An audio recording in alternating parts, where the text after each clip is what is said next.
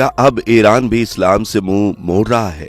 क्या ईरान से इस्लाम का अंत होने वाला है? आखिर क्यों महिलाओं ने जलाए बुर्के? कौन है 22 साल की वो लड़की जिसने ईरान में इस्लाम की नींव हिला दिया? कैसा था 40 से 45 साल पहले का ईरान? क्या सच में यहां भी वेस्टर्न कल्चर का बोलबाला था? जानने के लिए वीडियो के आखिर तक बने रहें।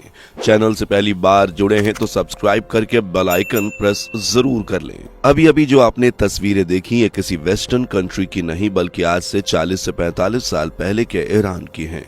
जी हाँ, ईरान जहां महिलाओं को ड्राइविंग की परमिशन थी, वो जैसे चाहे वैसे कपड़े पहन सकती थी, लड़कों के साथ स्कूल कॉलेज यूनिवर्सिटी में पढ़ सकती थी, स्विमिंग कर सकती थी, मॉडलिंग कर सकती थी और बिना किसी रोक टोक के लड़कों से बात कर सकती थी। और इस सब का क्रेडिट जाता है मोहम्मद रजा शाह पहलवी को, जिन्होंने 1963 के लगभग ईरान में व्हाइट रेवोल्यूशन की शुरुआत की, यानी देश में मॉडर्न बनाने की शुरुआत। उन्होंने अर्बनाइजेशन और मॉडर्नाइजेशन को बढ़ावा दिया क्योंकि वो चाहते थे कि ईरानियन मॉडर्न सोच के होने चाहिए जो कि देश की तरक्की में साथ दें। अपनी इसी सोच के चलते पहलवी ने कई यूनिवर्सिटीज कॉलेज की स्थापना की जहां लड़के लड़कियां साथ पढ़ा करते थे, लेकिन महिलाओं की आजादी और देश की तरक्की मुस्लिम कट्टरपंथियों से बर्दाश्त नहीं हुई और 1989 में इन्होंने इस्लामिक रिवॉल्यूशन की शुरुआत की और व्हाइट रेवोल्यूशन के साथ ही पहलवी को यूएस एजेंट घोषित कर दिया, जिस वजह से पहलवी को अपनी जान बचाने के लिए अमेरिका भागना पड़ा और देश के सियासी हुक्मरान बने अयातुल्ला खुमानी। खुमानी ने सत्ता संभालते ही महिलाओं की शादी की उम्र 18 से 19 साल कर दी। इतना ही नहीं, तलाक के लिए महिलाओं के अधिकारों को खत्म करना, बुर्का पहनाना और बच्चों से जुड़े कुछ नियम बनाए। कुल मिलाकर ईरान को इस्लामिक रिपब्लिक घोषित कर दिया और आज ईरान में शरीयत कानून चलता है, यानी यहाँ लड़कियों को बुर्का हिजाब पहनना कंपलसरी है। यहाँ लड़कियां ज्यादा टाइट कपड़े नहीं पहन सकती, गाड़ियां नहीं चला सकती, लड़कों के साथ हाथ नहीं मिला सकती, इवन उनका ट्रैवल करने का व्हीकल मतलब जो पब्लिक व्हीकल है वो भी अलग है।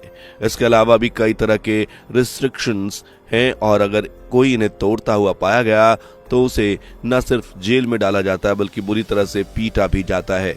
यस, पीटा जाता है। और यही हुआ महासा अमीनी के साथ। दरअसल हुआ यूं कि 13 सितंबर 2022 को 22 साल की महासा अमीनी काम से बाहर निकलती हैं। अब ईरान में क्या होता है कि लड़कियों ने ड्रेस कोड ठीक से फॉलो किया है या नहीं, कहीं कोई लॉ तो नहीं तोड़ रहे, ये सब देखने के लिए मॉडर्न पुलिस जगह जगह घूमती रहती है।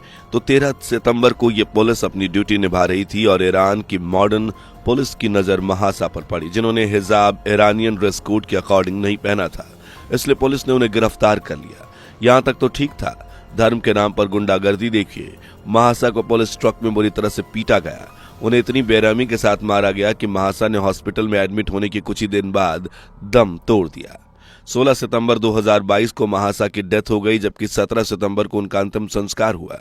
लेकिन यह अंतिम संस्कार ईरानियन सरकार के लिए आफत बन गया, क्योंकि महासा की जब बेहोशी गंभीर चोटें वाली तस्वीरें सोशल मीडिया पर वायरल हुई तो ईरान की जनता का खून खौल उठा। महासा के अंतिम संस्कार में बड़ी संख्या में महिलाएं पहुंची और अपना हिजाब उतारकर प्रदर्शन किया। इसके बाद तो देश में प्रदर्शनों का जैसे दौर शुरू हो गया, जिसे चिंगारी दी स्कूल गर्ल्स ने, जिन्होंने औरतों के सिविल और पॉलिटिकल राइट्स के लिए आवाज उठानी शुरू कर दी। लड़कियों ने ईरानियन ड्रेस कोड के खिलाफ अपने हिजाब ही जलाने शुरू कर दिए।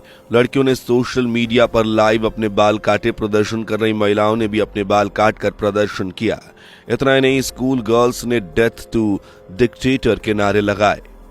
महिलाओं को सपोर्ट करने के लिए ईरान के युवा भी आगे आए और एक अनोखा प्रदर्शन शुरू हुआ, सर्किल ऑफ टर्बन प्रोटेस्ट। इस प्रोटेस्ट में युवा लीडर्स यानी ईरान के रिलीजियस लीडर्स की टर्बन यानी हेड को गिरा देते थे, जिसका मतलब था कि अब वो रूढ़िवादी विचारधारा से तंग आ चुके हैं, लिहाजा इसे बंद किया जाए। बता दें, ईरान में सिर्फ धार्मिक लोगों को ही टर्बन यानी ये हैट पहनने की परमिशन होती है, यानी विरोध सीधा धर्म से है। इनके साथ ही ईरानियन स्टूडेंट्स ने हंगामा शुरू कर दिया, जिससे चिंगारी और सुलग गई। स्टूडेंट्स की डिमांड है कि उन्हें एकेडमिक फ्रीडम दी जाए, मतलब वो क्या पढ़ेंगे क्या नहीं वो उनकी मर्जी होनी चाहिए। दरअसल ईरान में सरकार की ये डिसाइड करती है कि स्टूडेंट्स क्या पढ़ेंगे क्या नहीं, और इसमें भी धार्मिक चीजों को पढ़ना कंपलसरी है। जिससे परेशान होकर स्टूडेंट ने भी हंगामा शुरू कर दिया। अब माहौल था, सभी अपनी अपनी मांगों के लिए आवाज उठा रहे थे, तो ईरान की लेबर वर्कर्स ने भी कदम पीछे नहीं रखा। वो अपने महिलाओं के राइट्स के लिए सड़कों पर उतर आए। इस तरह देखते ही देखते पूरा ईरान सरकार धर्म और धर्म के नाम पर होने वाली ज्यादतियों के खिलाफ सड़कों पर उतर आया और एक मासूम की हत्या से शुरू हुआ ये मामला इस्लाम को उखाड़ फेंकने तक पहुंच गया। वहां की जनता इस्लाम से पूरी तरह परेशान हो चुकी है, इतनी परेशान कि लोगों ने मस्जिद जाना तक छोड़ दिया है। ईरान में अराउंड 75,000 मस्जिदें हैं, लेकिन पिछले कुछ सालों में हालात कुछ ऐसे हो चुके हैं, इनमें से 50,000 मस्जिदों पर ताले लटकाए जा चुके हैं। सिर्फ 25,000 मस्जिदें ही चालू हैं। जी हाँ, एक कट्टर मुस्लिम देश में मस्जिदों को बंद किया गया है और ये हम नहीं बल्कि ईरान की official body assembly of experts के मेंबर दौलाबी का कहना है। इतना ही नहीं, लड़के लड़की सब एक साथ सरकार के खिलाफ हल्ला बोल प्रदर्शन कर रहे हैं। इस बीच ईरान के राष्ट्रपति इब्राहिम रईसी के हेलीकॉप्टर क्रैश में मौत हो गई और राष्ट्रपति चुनाव करवाए गए, जिसमें ईरानियन ने असली गेम खेला और कट्टरपंथी सोच रखने वाले सईद जलीली की जगह मॉडर्न रिफॉर्म सोच रखने वाले मसूद पेजकिशियान को ज्यादा से ज्यादा वोट दिए और पेजकिशियान 1.63 वोटों के साथ ईरान के नए राष्ट्रपति बने। मसूद पेजकिशियान एक रिफॉर्मिस्ट हैं जो बिल्कुल भी इस्लामिक रूढ़िवाद सोच नहीं मानते। उल्टा इन्होंने ईरान की जनता से वादा किया है कि अगर वो प्रेसिडेंट बने तो वेस्टर्न कंट्रीज से रिश्ते मजबूत होंगे, ईरान में एक फ्री माहौल या आज़ादी वाला माहौल क्रिएट करेंगे। मतलब इस्लामिक रूल्स की वजह से महिलाओं, पुरुषों और स्टूडेंट्स पर जो नियम थोपे गए हैं उन्हें उखाड़ फेंका जाएगा। अब उनके इस प्रॉमिसेस और रूढ़िवादी सोच के खिलाफ इतनी बड़ी जीत का मतलब तो यही है कि ईरान की जनता इस्लाम से तंग आ चुकी है और उसे आज़ादी चाहिए, असली वाली आज़ादी जहां किसी भी तरह की पाबंदी ना हो, पहनने से लेकर आने जाने की आज़ादी हो और किसी मासूम की जान सिर्फ हिजाब सही से ना पहनने की वजह से ना ली जाए। यानी हम कह सकते हैं कि आज जो ईरान कुछ इस तरह दिखता है, कल वही ईरान सेकुलर दिखेगा, ठीक वैसा जैसा 40 से 45 साल पहले था। लेकिन दोस्तों, यहाँ सोचने वाली बात यह है कि मैं 40 से 45 साल पहले जो देश सेकुलर था, अगर वो एक बार फिर धर्मनिरपेक्ष बन भी जाता है तो क्या ये सेकुलरिज्म लॉन्ग टाइम तक टिक पाएगा?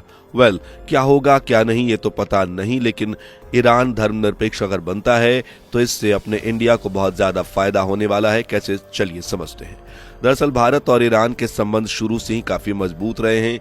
ईरान, यूएई, इराक, टर्की और चीन के बाद ईरान के साथ भारत के व्यापारिक संबंध काफी मजबूत रहे हैं और ईरान भारत के सबसे बड़े ट्रेड पार्टनर्स में शुमार है, जहां से भारत क्रूड ऑयल की बड़ी मात्रा इंपोर्ट करता है। भारत की तरह कभी अमेरिका और ईरान भी काफी अच्छे दोस्त हुआ करते थे, लेकिन 1979 में खुमानी के आते ही अमेरिकन दूतावास में घुसकर कट्टरपंथियों ने खूब हंगामा काटा, जिसमें कई जानें भी गईं। इसके बाद से ही देश कट्टरपंथों के हाथ में चला गया और अमेरिका के साथ ईरान के रिश्ते बिगड़ते चले गए। अमेरिका ने इराक ईरान युद्ध के दौरान ईरान के कट्टर दुश्मन सद्दाम हुसैन की मदद की, साथ ही ईरान को कमजोर करने के लिए तरह तरह के ग्रुप्स को मदद पहुंचाई और कई तरह के इकोनॉमिक सैंक्शंस भी लगा दी। हालांकि अब उम्मीद की जा रही है कि ये सैंक्शंस हट जाएंगे और अमेरिका ईरान के रिश्ते मजबूत होंगे। साथ ही भारत और ईरान के बीच Indian Iran international north south corridor जैसे प्रोजेक्ट्स फिर से दम भरेंगे। आपने सुना भी होगा कि ईरान के 4 बाहर पोर्ट पर एक्सेस भारत को मिल गया है, यानी उम्मीद की किरण है। और सब ठीक रहा तो लंबे समय से रुका हुआ रश एस्ट्रा रेलवे प्रोजेक्ट भी फिर से शुरू हो पाएगा। मतलब इसमें तेजी आएगी और इससे ये होगा कि हम पाकिस्तान और स्वेज कैनाल को बाईपास करते हुए यूरेशिया में इजीली ट्रेड कर पाएंगे।